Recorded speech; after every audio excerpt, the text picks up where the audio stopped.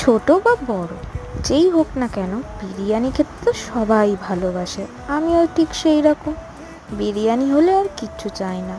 এই সেদিন মা বানিয়েছিল বিরিয়ানি, তো খেতে খেতে ভাবলাম একটা ভিডিওই করা যাক। তো বিরিয়ানিটা মা বানিয়েছিল শুধুমাত্র আমার জন্যই। দেখতেই পাচ্ছ বিরিয়ানিটা কত গরম, আমি জাস্ট হাত দিতে পারছি না। আলুটা একটু চেক করে দেখালাম, বিরিয়ানির আলু না হলে হয়? বাঙালির বিরিয়ানি মানেই তো আলু।